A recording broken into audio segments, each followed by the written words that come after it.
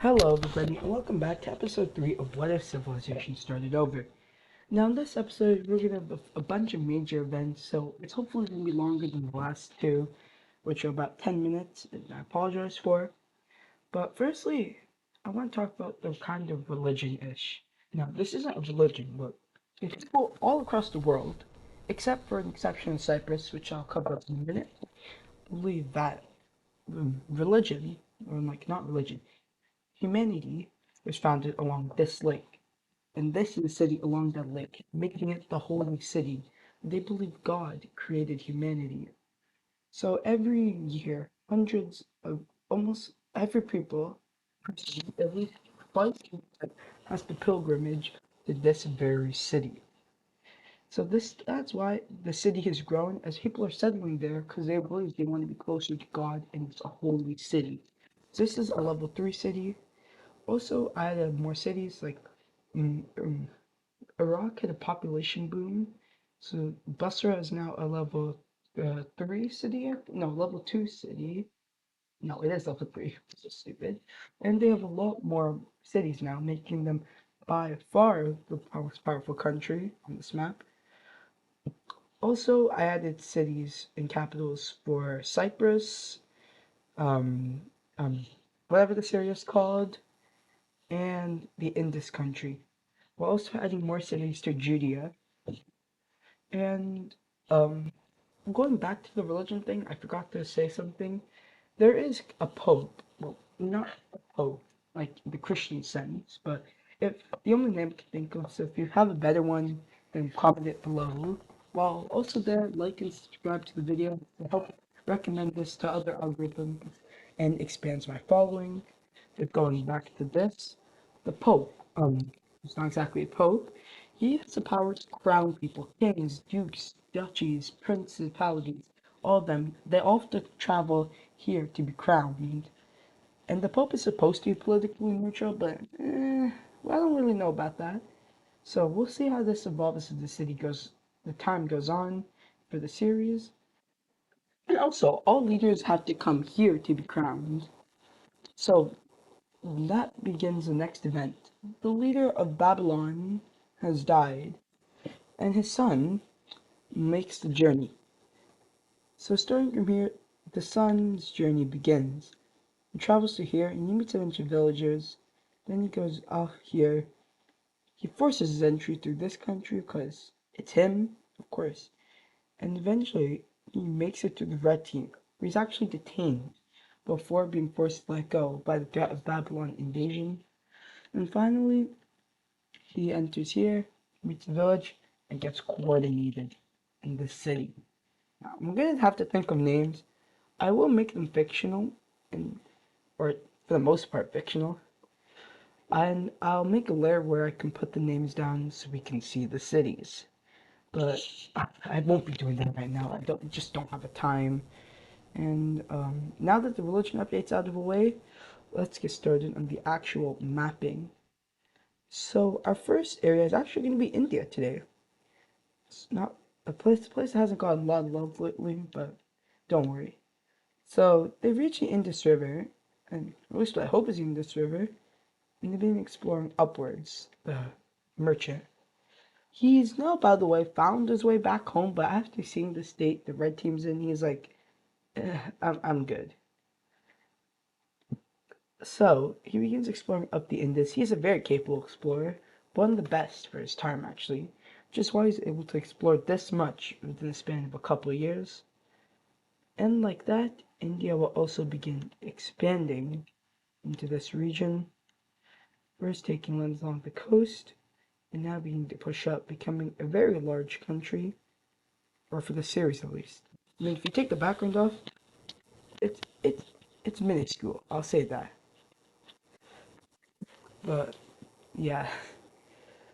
Also, I do have modern borders, so if we take this off and we put the background in, give me a minute. We can see. Ah, yes, it's in Pakistan. That's good because that's where the Indus is. It's really interesting as okay, I got it right. This is Haifa, Basra. They got Khuzestan. I really like this map here. It'll really help with the series later on. But for now, it is unimportant and not necessary. But India's expansion has finished now, and now we're going to a story event. Who doesn't love those? Basically, in Cyprus, after fleeing, some people are scared that Judea will come to hunt them. There are not that many people, about what, of 2 or 3,000?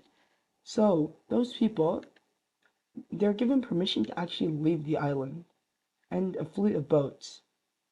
They actually leave, and quite quickly come, come upon land. These people have reached Turkey. Now, they begin exploring north because they know they're this way, and they haven't settled yet. So these people, they're still exploring. They go down here, they go up the Turkish coast, and they eventually reach the Aegean Islands, which they believe are far away and are safe. And some people still don't believe this is far enough, ironically enough, so they will flee. But the majority of the people, um, so what, 1,000 of them settle down here. Actually, no, 2,000 of them settle down here. So 1,000 more people, oops, I still don't buy it that the Judeans will catch them. So they shoot across the Aegean Sea and they land in Greece. Or now they think they're safe. Finally. So we'll see our first Greek country appear. What color should it be? I like a red. It doesn't suit it. I like this color more actually. Wait. I think I got the perfect color for Greece. You're gonna see a lot of this. Me just pause. That'll do for now. And that is actually the first time a nation has explored into Europe.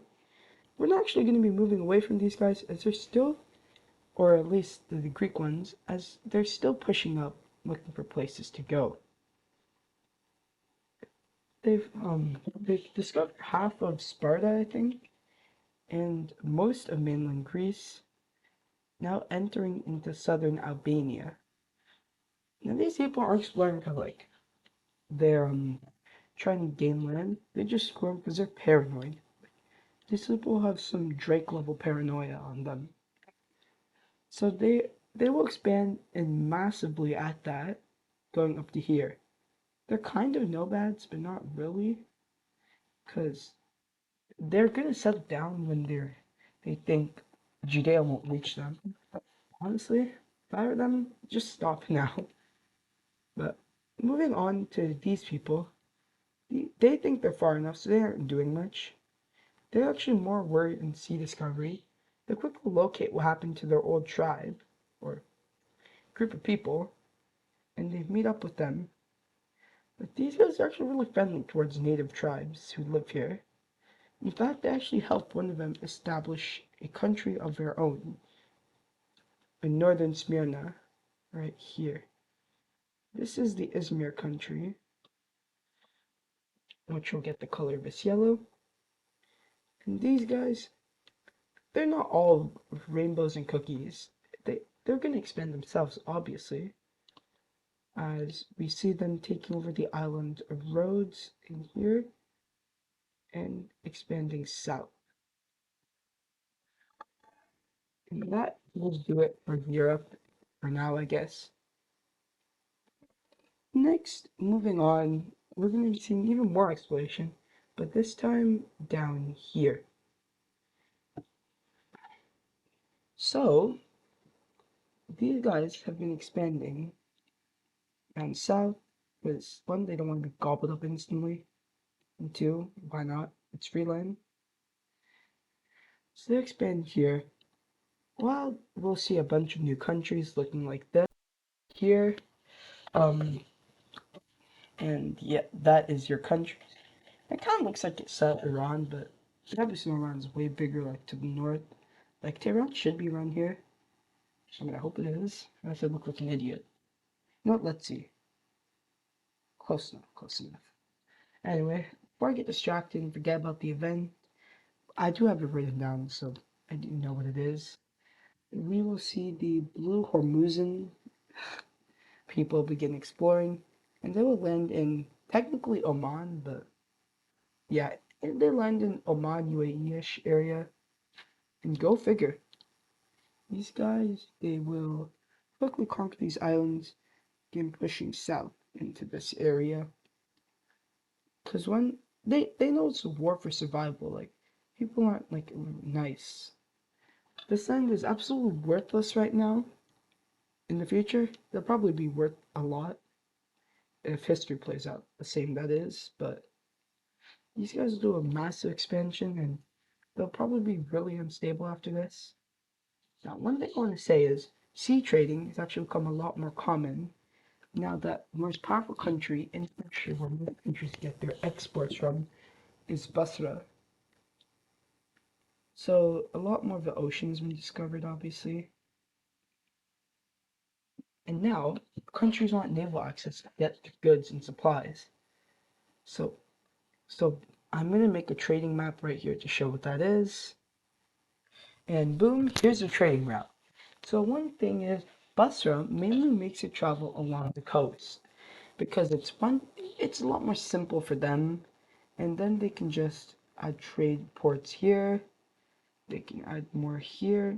So they basically have a monopoly over this. So all the trade, they purposely want it to flow through their city, making it extremely wealthy and richy. Richy? Richer. But that also gives more power and money to the coastal nations. They obviously had to make one to connect to the capital, because that's where all of their wealth and stuff goes. Now for the final event of our video, I hope across 10 minutes, we will be seeing a man named Julius leave on an exploration.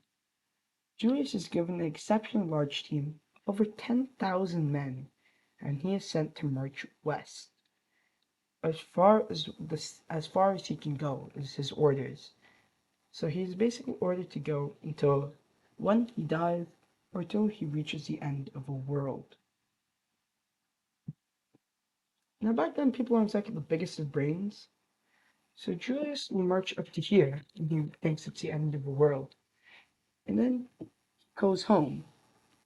But on the way home, obviously he sees such a good land, which he's already been to, the Nile River, now based in Egypt. And it's all as I've been west, so it's real tight now. So he doesn't want to go back. So he sets up his own country in Egypt. We just get a color. And I think this suits the occasion. And we see he starts a nation. But Julius is very competent, as his father was a big military leader, so he has the experience in that too. As he served on the recon missions with Cyprus, and he has some battle experience, so he is a very competent leader. Honestly, this is where I will leave us off today at the series. I hope you all enjoyed.